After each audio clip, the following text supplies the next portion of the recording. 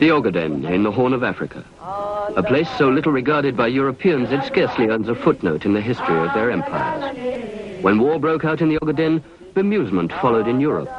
Where was it? What was it? A desert scrubland. Why kill and be killed for a place like Filto? The answer is simple. For its Somali people, Filto is home.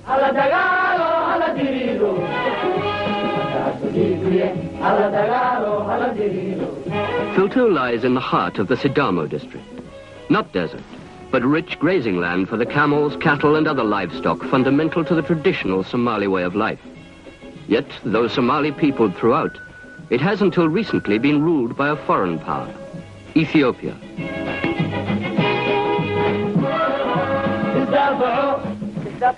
Until August 1977, when Filto's people, inspired by the now famous Western Somali Liberation Front, rose up to drive the foreigners from their land.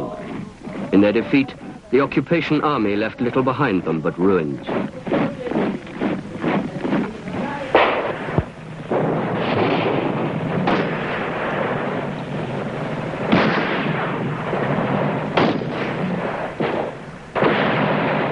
The Liberation Front is no new movement in the Ogaden. Only its title is recent.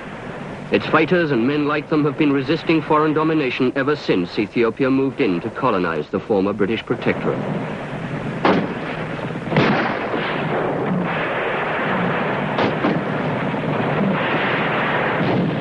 The British have long gone, and the only Ethiopians left in Filto now are dead.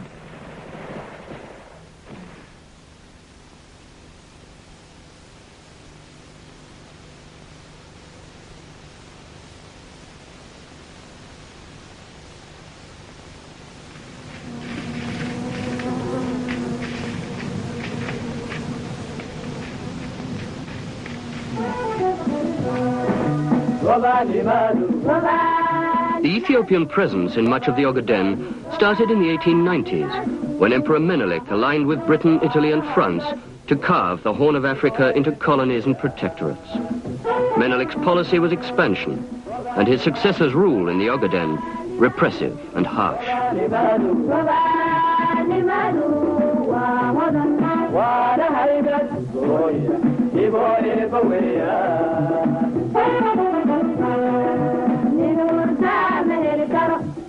Filto was, until August the 15th, an Ethiopian garrison town.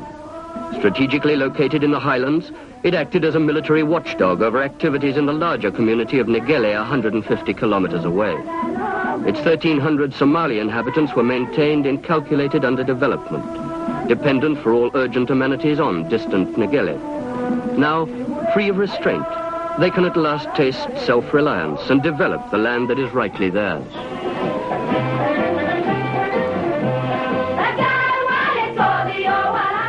Under Ethiopian rule, Somali emancipation was non-existent. Public meetings of any kind were forbidden. This was the first time in living memory that the people of Filto had gathered openly to discuss their feelings about their own future. What their feelings on winning their freedom are is unmistakable.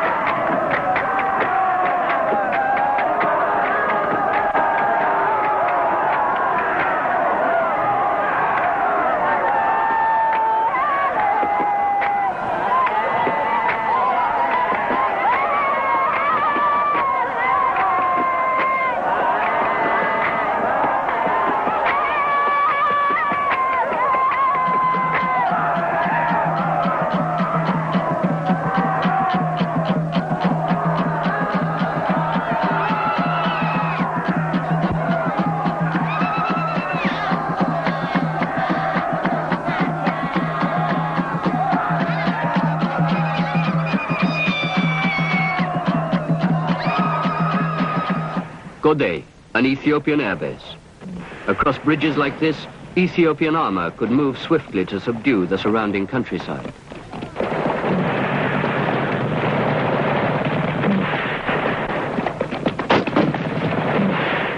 Ogaden was a military stronghold. Yet it was at Ogaden that the first encounter, reconstructed here, took place between the army of Ethiopia and the lightly armed but fiercely determined Western Somali Liberation Front.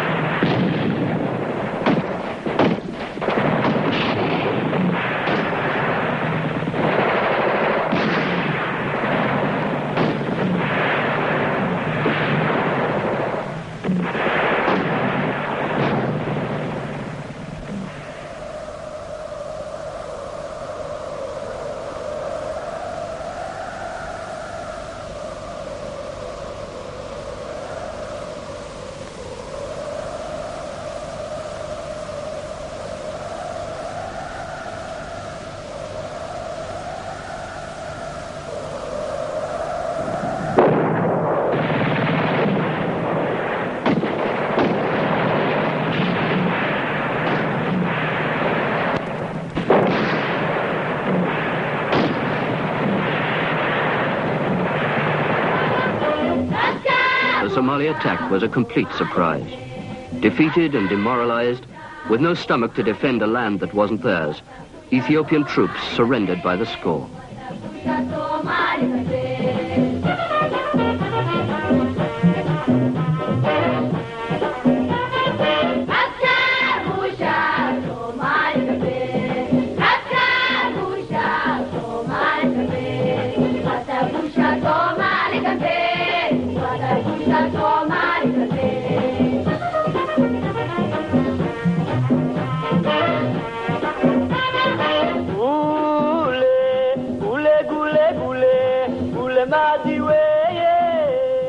What the Liberation Front had won, they were determined to hold. The land was theirs again.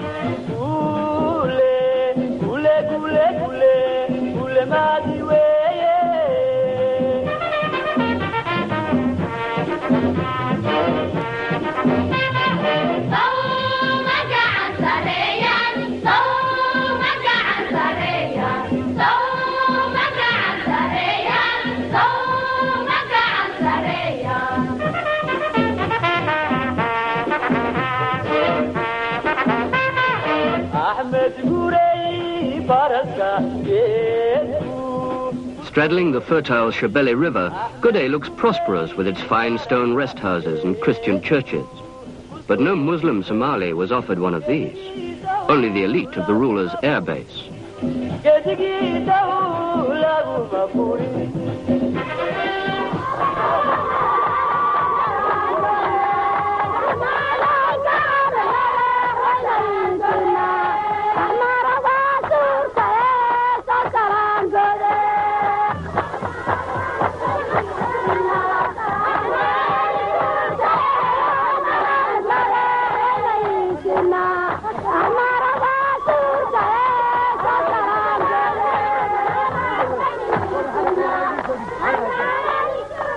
Ogaden was a beacon to the Ogaden.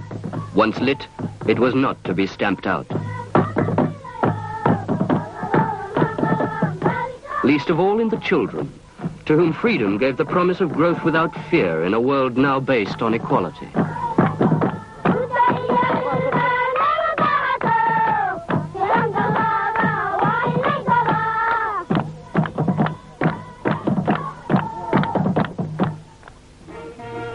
Western Somalia's countryside, with its rich vegetation, is ideal grazing for the herds of its nomad population.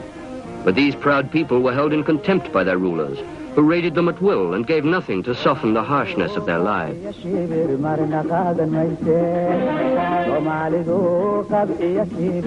Not one road was built in the region, not one elementary school, and grants for land improvement were quite unthinkable.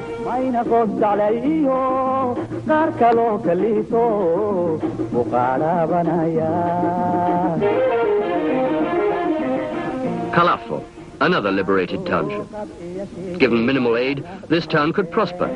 but no aid came from Addis Ababa. After years of being colonized, it still lacks piped water and medicine, roads and schools for its non-Ethiopian people. Yet, lying on the Shebele, it should sustain a thriving agriculture. Under Ethiopia, all that thrived here was disease.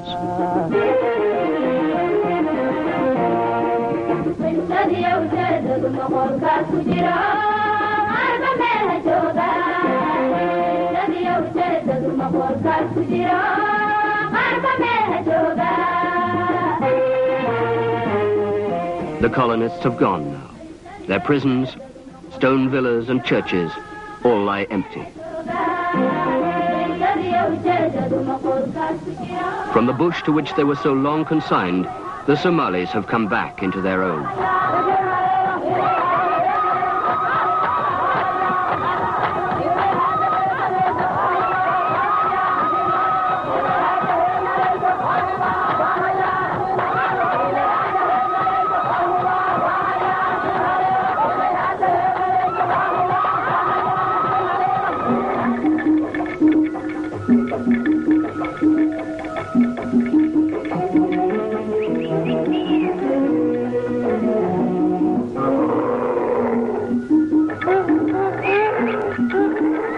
Rich in both livestock and game, Xildhiban lies at the very heart of the Ogaden. Since their arrival here in 1947 as part of a United Nations post-war settlement,